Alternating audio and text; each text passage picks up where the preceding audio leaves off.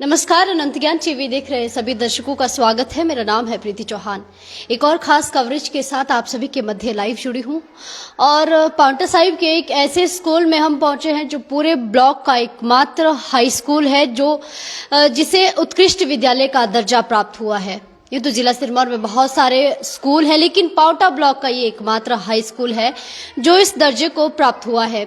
और स्कूल ने क्या कुछ खास किया है, स्कूल में किस प्रकार की गतिविधियां रहती है, स्कूल की किस प्रकार की उपलब्धियां हैं, वो उन सभी बातों पर चर्चा करने के लिए हमारे मध्य है रेणु गोस्वामी जी। इसी स्कूल की अध्यापिका है। आज इनसे डिटेल में बातचीत करते हैं कि जो मापदंड है स्कूल को उत्कृष्ट विद्यालय में लाने की, वो कैसे पूरे किया और कैसे स्कूल उन मापदंडों पर खरा उतरा है। मैम, सबसे पहले तो आपका बहुत बहुत स्वागत करना चाहेंगे। धन्यवाद। मैं भी आपका अपने विद्यालय में, उत्कृष्ट विद्यालय में आज यहाँ पर स्वागत करती हूँ। सर्वप्रथम हमारा विद्यालय जो है उत्कृष्ट विद्यालय बनने का हमारा जो गर्व है, हमें ये अभी अभी प्राप्त हुआ है और बहुत खुशी की बात है कि हमारा जो है पांवटा ब्लॉक में एकमात्र विद्यालय है, हाई स्कूल है जो कि उत्कृष्ट विद्यालय बना है जी। और इसके लिए कुछ हमने ये किया कि शिक्षा के साथ साथ, शिक्षा की गुणवत्ता में सुधार के साथ साथ हमने अन्य एक्टिविटीज़ जैसे कि चाहे वो किसी डेज को मनाने का हो, चाहे वो बच्चे के संस्कारों की पाठशाला हो, इस तरह का हमने जो है बहुत कोशिश की है। और इसके साथ साथ एनवायरनमेंट, कुदरत से जुड़ाव बच्चों का ताकि बना रहे और हमारे लिए पर्यावरण का संरक्षण कितना ज़रूरी है। आज भी हमारे विद्यालय में, क्योंकि पृथ्वी दिवस है, अभी आप देखेंगे कि हमारे बच्चों ने किस तरह से सेलिब्रेट किया है। ये छोटी छोटी चीज़ें होती हैं, लेकिन इन सबको मिला करके जो है हमें भी खुशी हुई कि हमारा विद्यालय उत्कृष्ट विद्यालय की श्रेणी में आया। जी, एक और बात मैं कहना चाहूँगी, हरियाणा के साथ सीधी सीमा यहाँ से लगती है। केवल कुछ ही दूरी पर बहराल का बॉर्डर आता है और वहाँ से हरियाणा शुरू हो जाता है। तो ये स्कूल हम कह सकते हैं कि सीमा पर स्थित है और प्रवासी मजदूरों के अधिकतर बच्चे यहाँ पर पढ़ते हैं। मैम, प्रवासी बच्चे हैं, लैंग्वेज का भी कहीं ना कहीं प्रॉब्लम रहता है और कहीं ना कहीं समझाने में भी वो दिक्कत रहती है। तो जब आप 2 साल पहले आपने यहाँ पर ज्वाइन किया था, तब कैसा माहौल था और अब कैसा है? स्कूल कितना पटरी पर लेकर आए हैं?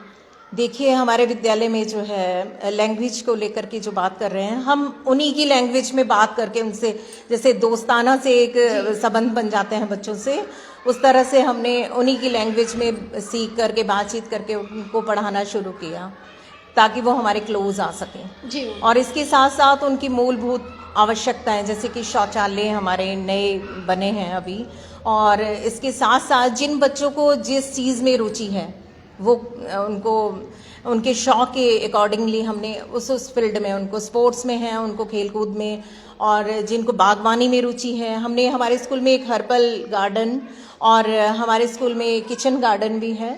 इस तरह से हमने उनकी रुचि के अकॉर्डिंगली, हाँ, जब मैं 2 साल पहले आई थी तब से अब तक तो बहुत सारी इम्प्रूवमेंट है हर क्षेत्र में।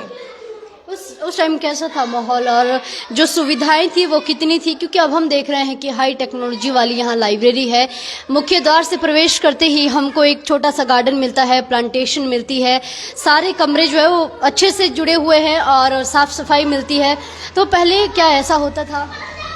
पहले ऐसा तो नहीं था, लेकिन अब जो है स्मार्ट क्लासेस के आन और आईसीटी लैब है हमारे विद्यालय में। लाइब्रेरी तो आप देख ही रहे हैं, हर रोज़ यहाँ पर बच्चे बैठ कर के न्यूज़पेपर भी पढ़ते हैं ताकि उनको नॉलेज इसकी भी रहे।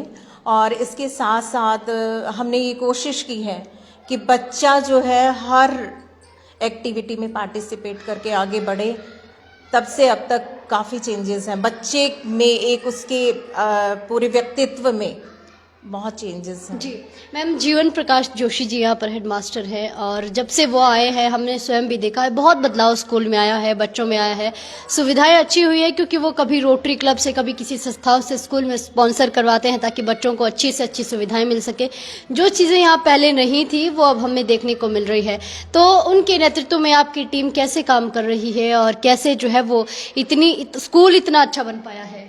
हाँ जी, देखिए, सर का मार्गदर्शन, श्री जीवन प्रकाश जोशी जी हमारे मुख्याध्यापक, उनके मार्गदर्शन में हमारे स्कूल के सभी टीचर, हमने एक टीम वर्क किया है और जैसे जैसे सर हमें गाइड करते रहे, और जो भी टीचर जिस चीज़ में अच्छा है वो कुछ बताता रहा, चाहे वो स्वच्छता से लेकर के है, साफ सफाई को लेकर, छोटे से छोटा लेवल है चाहे हर। अब देखिए हम यहाँ लाइब्रेरी में बैठे हैं तो सर ने जो है यहाँ टेबल और ये चेयर्स का जो है प्रबंधन करवाया सर की वजह से ही।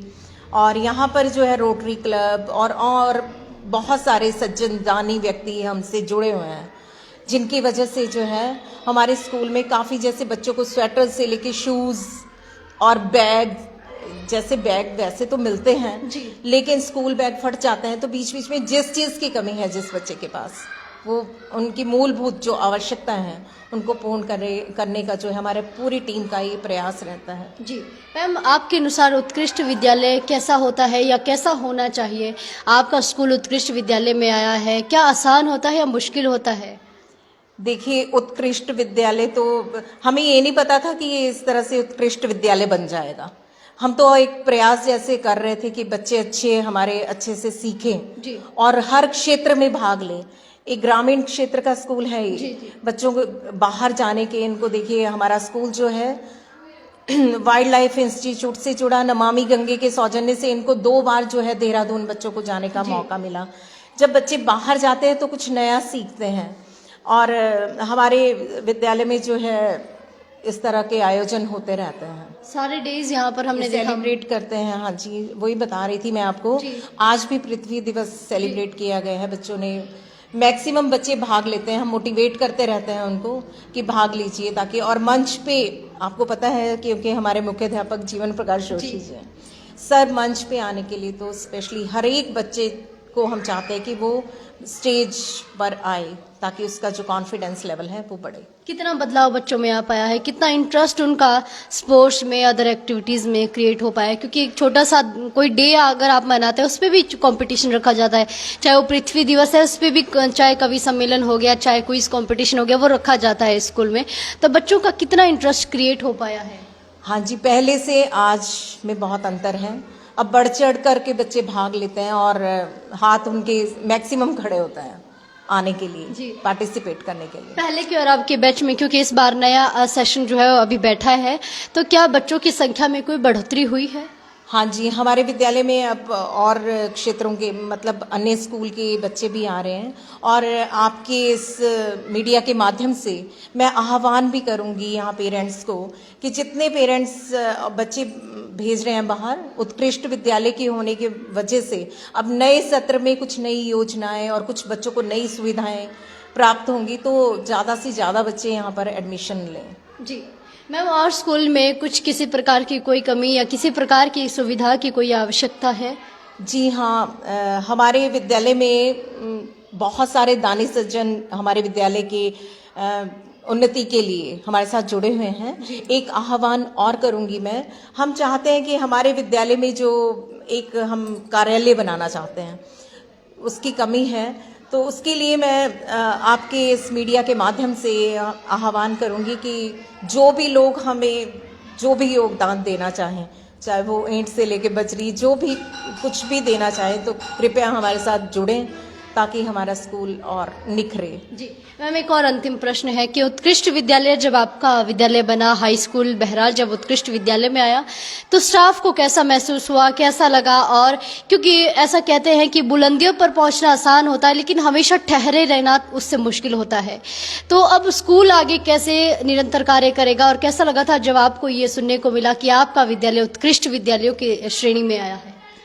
देखिए, उत्कृष्ट विद्यालय बना, ये तो हमें बहुत खुशी हुई सुनकर, लेकिन इसके साथ साथ जो हमारी रिस्पॉन्सिबिलिटीज़ हैं, जिम्मेदारियां, वो बहुत बढ़ गई हैं। अब तो हम ये सोचते हैं कि क्या करें जिससे कि बच्चे और अच्छे निखरे हमारे, ताकि ये जो हमारा उत्कृष्ट विद्यालय का जो एक अब इसमें लग गया है, हमारे विद्यालय के साथ जुड़ गया है, तो वाकई अब हमारे बच्चे इतने निखरें कि सबको, आपको लगे कि हमारा उत्कृष्ट विद्यालय बन गया है।